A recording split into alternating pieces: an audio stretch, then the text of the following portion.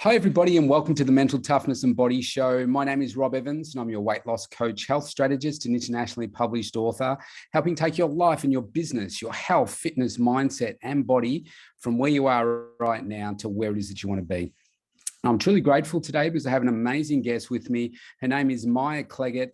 Now, Maya is a modern psychologist. She's a master clinical hypnotherapist. That's right, hypnotherapy. She's a rapid transformational therapist. She's a mindfulness-based cognitive behavioral therapist. That's a mouthful. A master NLP and success coach. She's an inspirational and international speaker, author of the Gratitude and Success Journal. She is the founder of Mind Motivation Coaching, and she empowers clients in building confidence in their career, wealth creation, health, well-being, and mindfulness. And she's an expert in the principles of the law of attraction and neuroscience. Maya, welcome. That was a mouthful. Well, thank you very much, Rob. It's great to be here. And I'm really excited for our conversation. Yeah, look, I mean, when it comes to the mind, there is so much that we could talk about, and we're going to try and condense everything into 20 minutes here. But I wanted to ask you, there's a whole bunch of things in there that people may not have heard the terms of before. So rapid transformational therapy, your NLP, neuro-linguistic programming, and the behavioral science, all that kind of stuff. Maybe you could try and pretend you're talking to a man and explaining what it is that you do and how those therapies work, because they're all intermingled, which I love. They are. Rapid Transformational Therapy is this new, well, it's been around for 6 years now. Rapid Transformational Therapy, or RTT. And basically it's a very cutting edge modality that includes psychotherapy, neuro-linguistic programming, mindfulness. It includes neuroscience, neuroplasticity, belief process change. It's hypnotherapy. So it's this beautiful process that really allows the subconscious, which we've got, part of our mind is the conscious, which is 5%. Then we've got subconscious, which is 95%. So this therapy really allows us to delve deeply into the subconscious, which is 1,000,000 times more powerful than our conscious mind. So that's where the change work happens, at that deep, deep subconscious level. So it's this amazing toolkit that allows people to release unconscious programming, and then we install new empowering program so that they can enjoy financial freedom, better health, career, relationships. So I love it. It's just so powerful, and it is a rapid process. Yeah, I like that word rapid, because people think, oh man, I'm going to be stuck in therapy for years, or this, for me to be able to achieve this change, it's going to take so long. But to put it into context, I mean, I know some people, not that have done RTT, but have done NLP and have gone in for one session and they've been fixed, and it's been something that they've been carrying around with them for years. Yes, absolutely. And, we just don't have time to be waiting around for months or years. No. So let's just go in, out, clear, install, and then off to enjoy that life that we are all deserving of, Yeah. Happiness, positivity, health. Yes. Yeah, brilliant. Now, one of the areas where you work is building confidence and self-esteem. Now, I wish I met you when I was probably a teenager, going into young adulthood, because this was an area that I feel really held me back from being able to go on and do the things that I wanted to do. And I'm doing the things now that I've had to have the courage and learn the skills through a lot of error, how to build those things myself. So I was on the rapid, slow kind of program. It took me decades to work it out. So tell me how you do it in terms of confidence and self-esteem, because it's so important. Absolutely. Well, when a client comes to work with me, I will send a client intake form, and it gives them a huge opportunity to tick all the areas in their life that's not working for them. And a majority of it's to do with childhood, to do with what has happened experiences. And this is unconscious programming. So one can adopt the belief of I'm not good enough, or people criticize, or people judge, or people reject, or people abandon. And what this creates then is this really sort of default in our subconscious mind of, I can't do this, or I'm not smart enough, or I'm not capable enough, or I'm not attractive enough, because let's say either a mother or a father, not deliberately, or a teacher or an older sibling has said something. And it could be, a comparison, why aren't you as smart as your sister or your brother? Or it could be, you given that label, you're the dumb one, or you're the stupid one, or even you're the attractive one, which sort of unconsciously means that must mean I'm not the smart one. Yes.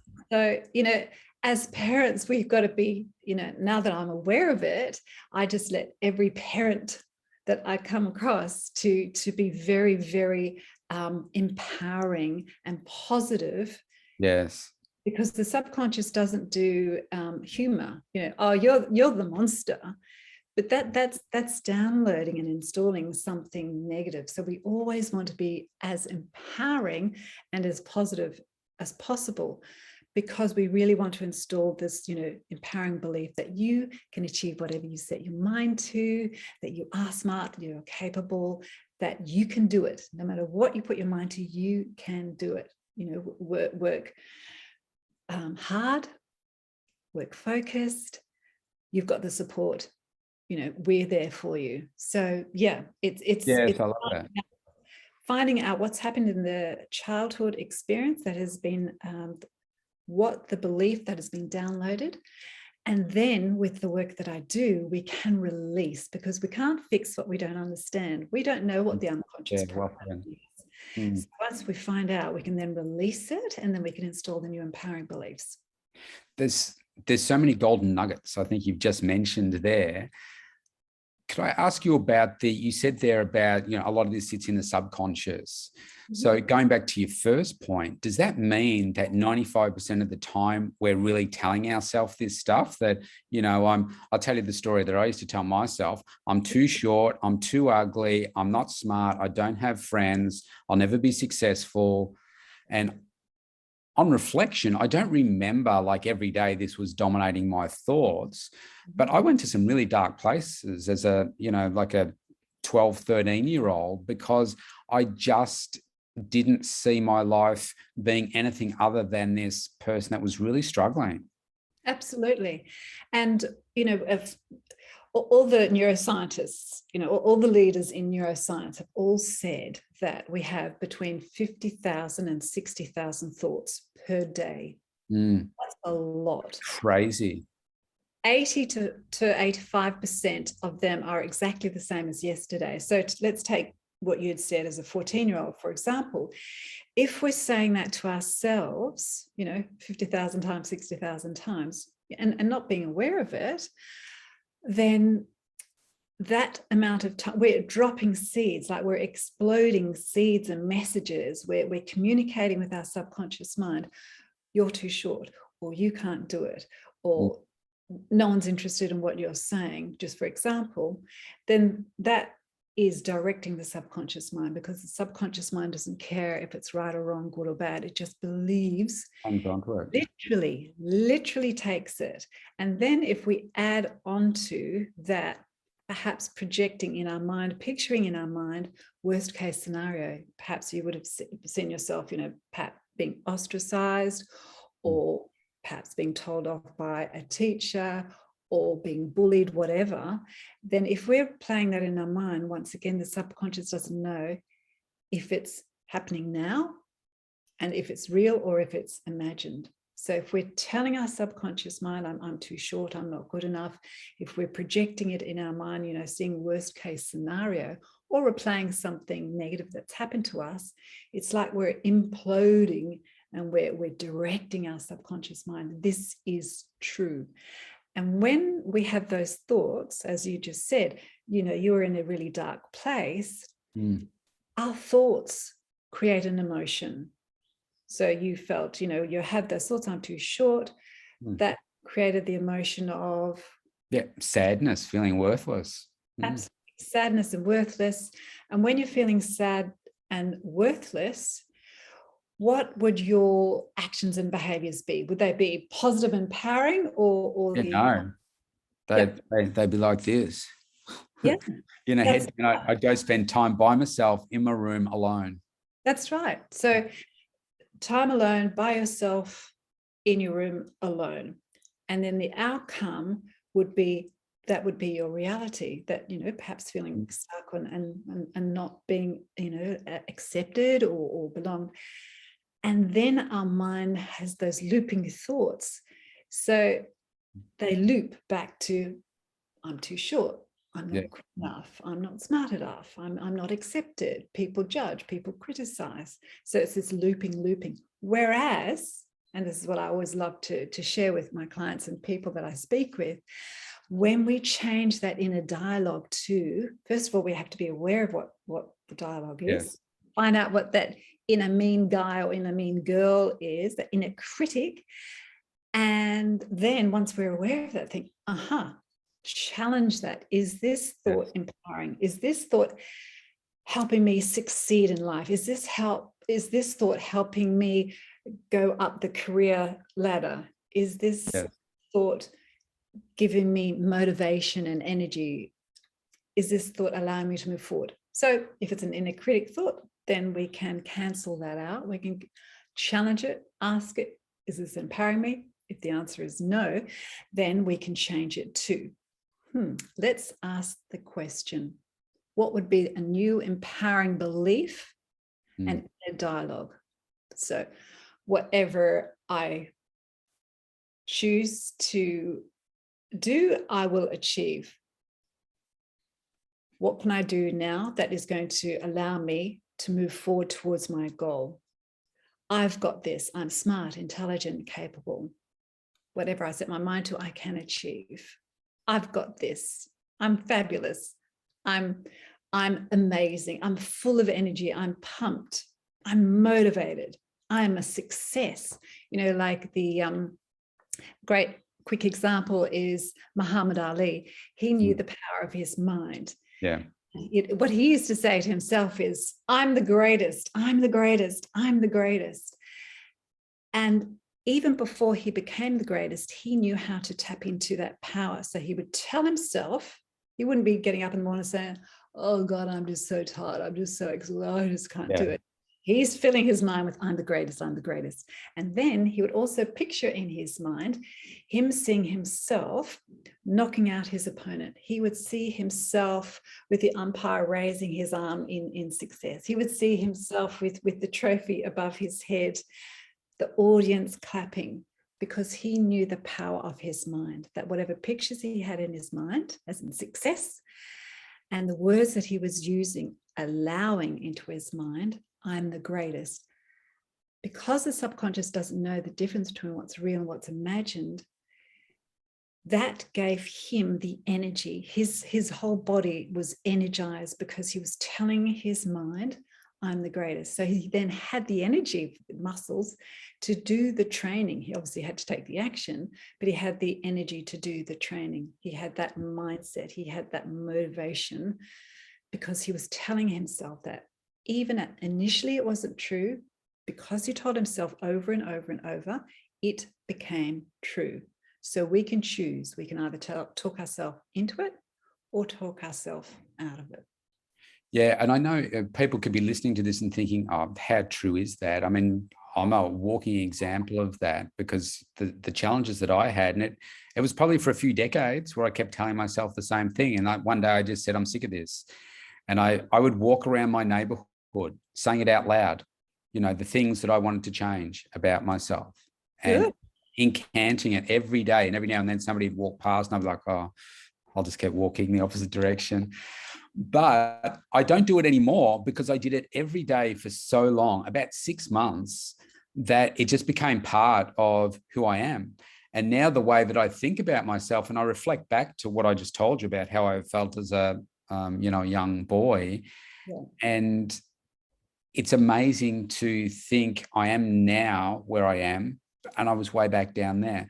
What I'm grateful for, when I was about 13 years of age, I'm not really talking out of school here because it is in my book, but I was like 20 seconds away from taking my own life. Mhm.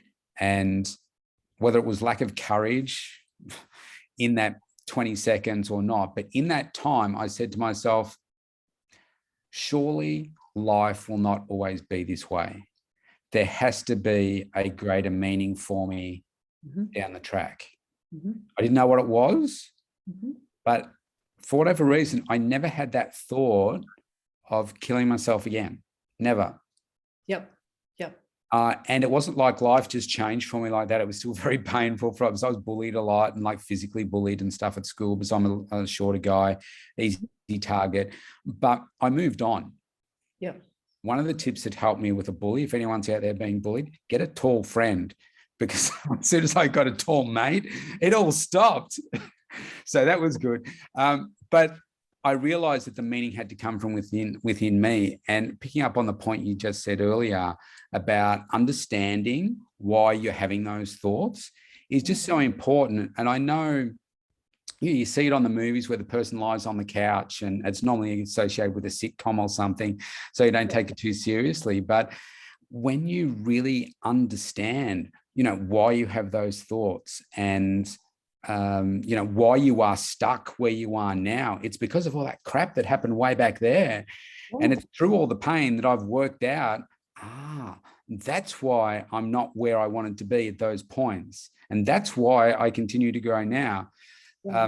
So I hope people can really appreciate just the importance of doing that. And that's why they need to see someone like you, because you can unpack it rapidly as opposed to taking 20 years like it took me. I laugh about it now, but I guess it's through the pain that you become the amazing person that you are. I mean, we've all got our stories. You've achieved a lot of growth yourself through pain. So, absolutely. And that's, from great adversity is great growth and development. If all the things that had happened to me when I was younger, if they hadn't have happened, it wouldn't have made me the person that I am now, which is strong, resilient, confident, and passionate. Because all the things that happened to me, every client pretty much that is in front of me, I know that I have been in their shoes. So yes. That the sort of negative, and yes, I've been close to suicide as well. So I feel because of everything that had happened to me, all the so-called negative things, has led me to a more compassionate and empathetic person. Because I know how it feels. I know what rock solid, rock down below feels like, the depths of depression. So also I know how one can get out of it. And I know it is possible. So people might think, oh yeah, well, she sounds something. I've been there, and I'm out. I'm way out of it. And I want to help as many people as possible from if they're at rock bottom to get out, because I've experienced it myself personally, as well as all my other clients, that they have experienced from down here to up here. And it's just that freedom and knowing is possible. It's absolutely 100% possible to feel, empowered and confident and, healthy, high self-esteem, and to know that you can achieve that dream life. You can achieve whatever you want to set your mind to, but we need to release that negative programming. It's like, going into a garden and we're removing those weeds, the deadheads and the weeds, and right. We're just taking them out, and we're planting the new beautiful seeds that are going to flourish and bloom. And so it is possible. 100%. Yeah, it is. I mean, a lot of the audience listening now, we've got a range. We've got some highly, highly successful people, multimillionaires. Doesn't necessarily mean they're happy and they can't benefit from your work. But we've also got some people that are maybe starting out in business, or are new to business, going through struggles. It's like when you first start a business.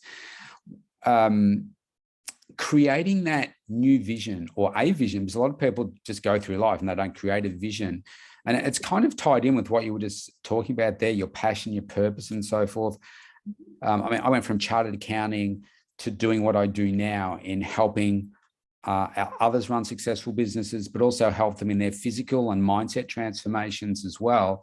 And people often say to me, wow, that's a huge shift. Now, on one level, you could say, oh yeah, that's a big difference. But on another level, if they understood the work that I did in coaching people as a chartered accountant, it's all we're doing is shifting the product, you know, or the service. We're shifting from one topic, from numbers and saving money and everything, to saving your life and doing other things in that area. So I don't see it as a huge shift, but one, boring, not driving me, and you know, making me realize that I'm attaching myself to people that I don't like, you know, in terms of cultures and corporate cultures and sexism and all that kind of stuff, over to something that I absolutely love.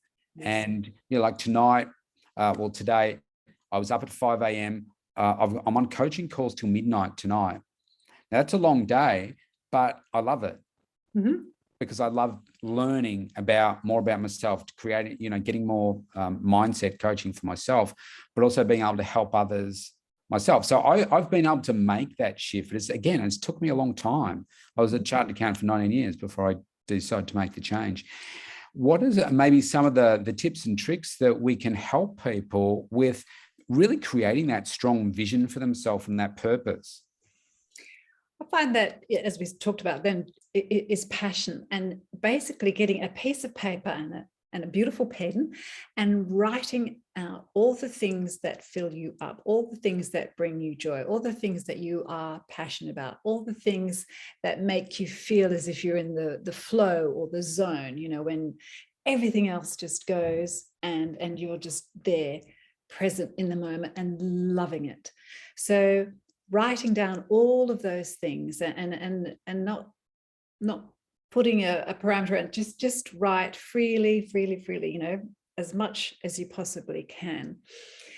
And then write underneath that your values. So all the things that are important to you, that you have to have in your life, you know. So everyone's different. Some people need success, or some people need challenge, or love, or security, creativity, adventure, travel. So writing down all the things, your values, that is, you know, very important to you. So you've got your passions, you've got your values, and then start to formulate, write a story. Write the story of your dream life. What would that look like? If money, time, energy wasn't whatever, what would your idea, where would you be waking up in the morning? Who perhaps would you be waking up with? Would you have a view? What town, city, country would you be in? What would you be doing? Who would you want to be surrounding what would your inner circle be? What are the types of people that you would like to be? What's the type of work? Would it be autonomous, or would it be in a team? Would it be speaking on stage? Would it be one-on-one? Would it be group? Ideal life. What would you be eating? How would you be moving your body? How would your body be? Social occasions, what would the environment be? Writing down that beautiful dream story. Yeah, I love that. Yeah, the more we think about what it is that we do want, because a lot of clients who come to me, they'll say, oh, well, I don't want this and I don't want that. Yes. I don't want to be without money anymore, and I don't want to be in a bad relationship anymore, and I don't want to have this bad career, and I hate this more. So, okay, so what it is that you do want. So the opposite, yeah. Focusing on what you do want, creating that beautiful dream life, creating your story.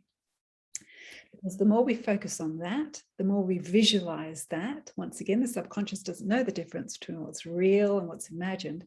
So if we're projecting in our mind that dream life, if we see ourselves taking all the actions to achieve that dream life, whether it be, you know, if I want to be fit and healthy, well, seeing yourself at the gym or doing exercise that you really enjoy doing. It could be dancing, or it could be rollerblading, or it could be golfing, it could be surfing, it could be tennis. It has to be exercise that you enjoy, you know, seeing yourself doing the weights, seeing yourself eating nourishing foods. or seeing yourself going up that ladder, seeing yourself being, you know, commanding on stage, charismatic on stage, whatever you feel, this is what I would like, visualize it and get excited about it and see and write down the goal, write down the action steps, because we can't just visualize it. We have to take that positive, empowering, motivated, specific, focused action.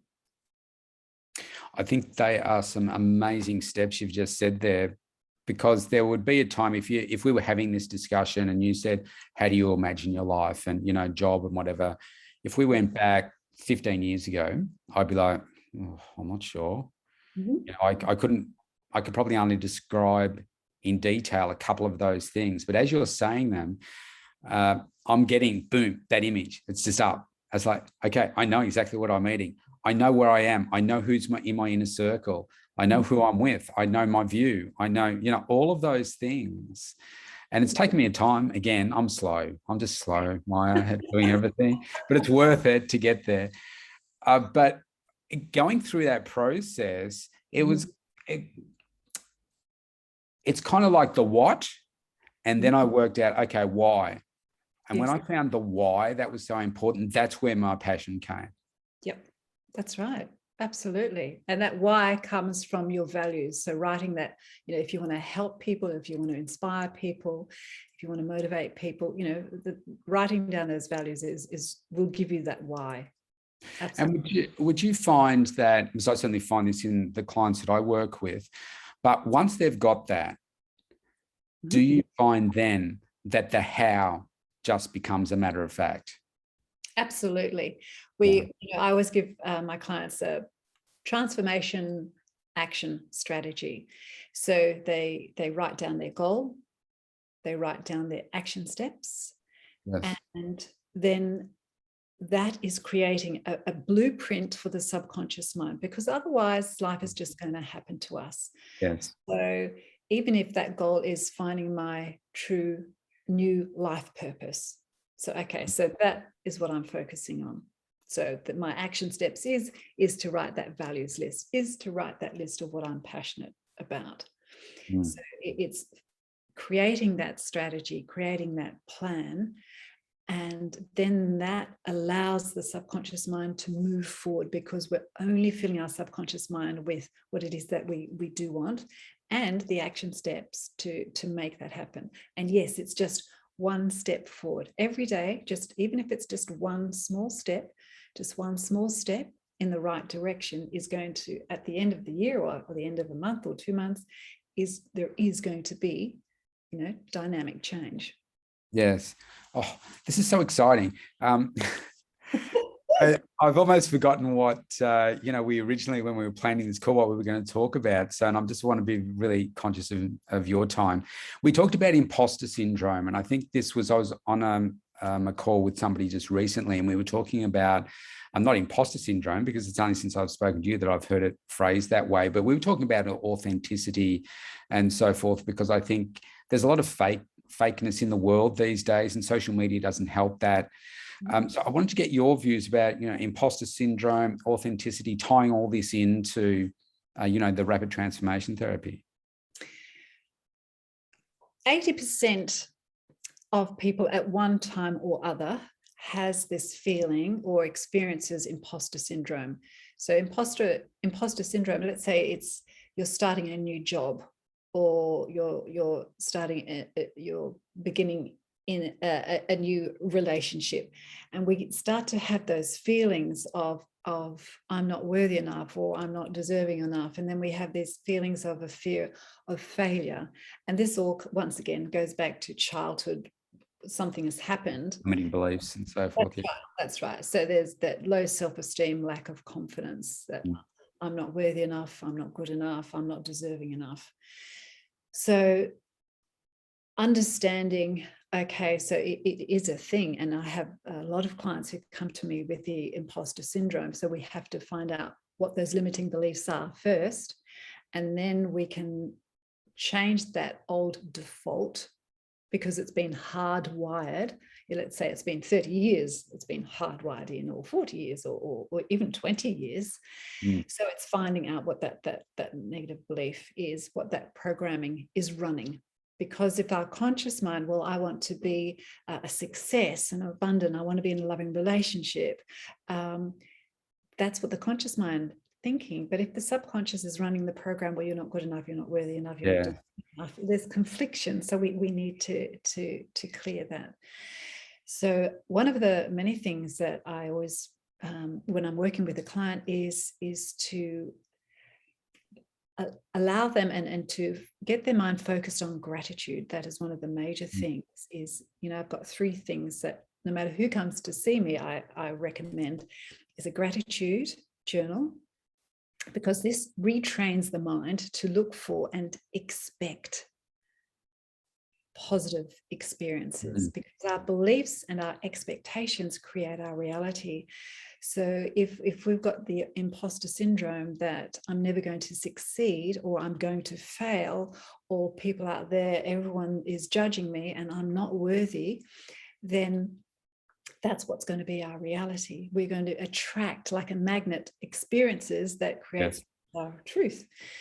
So it's focusing on the gratitude, focusing once again on what it is that we do want, and being very mindful of what our inner dialogue is. If it is that I'm too short or whatever, then just being aware and then changing it. So we can either allow or we can disallow. So we don't allow that negative inner critic, because that's downloading, seeds into the subconscious. Yes, I welcomed gratitude into my life about 3 years ago. And one of the things that I quickly learned, again, it was a daily thing that I did. It's impossible to be grateful and angry at the same time, or grateful and negative at the same time. You just can't. So, of course, if you want to change that, because one of the things that I wanted to change was become less negative. I was very positive to people, but I had these negative voices to myself, and I wanted to remove those. And I thought, well, okay, how do I do that? I've got to be more grateful.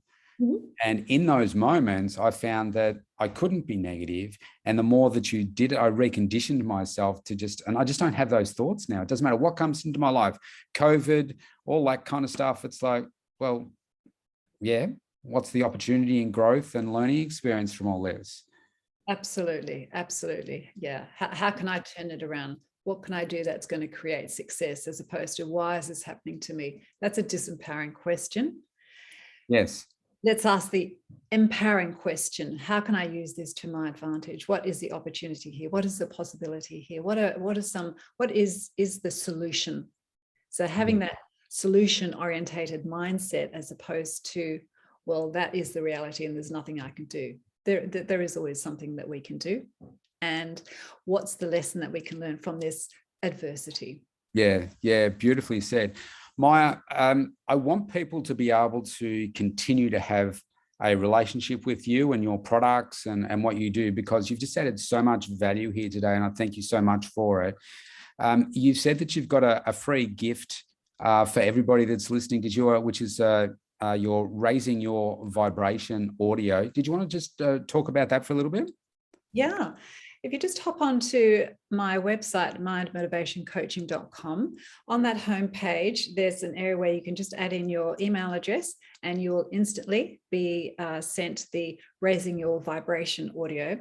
And this will, in all areas of your life, so I think it's 15 or 20 minutes long.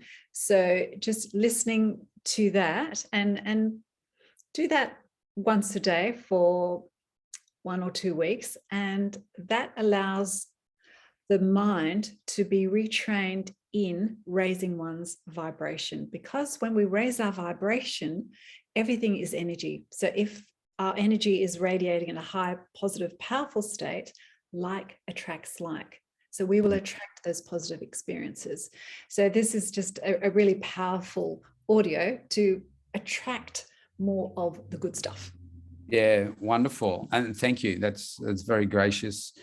or very generous, I should say. I'm gracious for that gift from you. And like everything that you're talking about here, it does require action, like consistent action. I mean, you can't achieve any big change if you aren't doing things consistently. So like you said, it's a free audio, download it, listen to it, just like Maya's just said there. And lastly, did you want to talk about your consultation for your Rapid Transformational Therapy as well? Because I think this is amazing. Thank you. And also with the free things, I also offer on the homepage, if someone wants to make have a free 20-minute consultation with me, and we can just discuss what perhaps the challenge or the vision that they are struggling with, then I can give them some insight as to how this can help.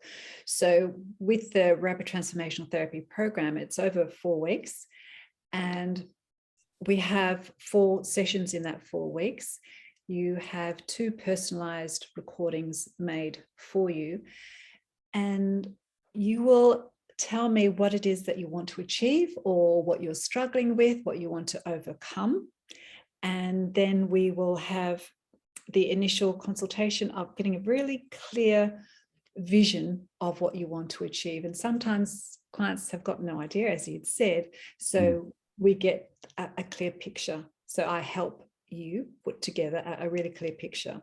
And then the next session we have is when we go into the hypnosis, which is getting into a beautiful relaxed state. And then we go back to those childhood experiences that have created like an event that has created this default, as in a limiting belief or limiting programming, so that we can then release that.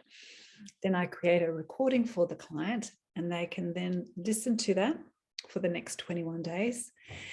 And then we have 2 support sessions after that. So by the time they finish that month, they're up and running, really excited, really passionate about, woo, gosh, this is achievable. This is available to me. Love, happiness, success, abundance, career, whatever they want to have help with, they now know that is achievable, and they start to feel the results. Even after the first session, they're up and running, and they get a lot of aha moments. So yeah, they're wonderful. Yep, it's really exciting. Yeah, terrific. And you've just mentioned hypnosis there, and I realized that we haven't even touched on it. Maybe we'll have to do another session one day, and we can talk about the hypnotherapy. I want to thank you for all the great work that you're doing, the phenomenal success and breakthroughs that you're getting for people and changing lives. It's you're a real gift to everybody that you're helping. So I want to thank you for the not only your time here today, but the work that you're doing for people, because I know how it's impacted my life, even though, we haven't worked one-on-one yet. I'm going to go grab that recording. Good. You've just been able to, use some really unique skills to get such transformational change where people have been blocked for so long. So thanks so much. It's been great. I've really enjoyed this. And, I've got hours of more conversation I want to have with you. So thanks so much, Maya. It's been lovely to share this time with you today. All right. Thank you very much, Rob. Okay. Take care. Thank you.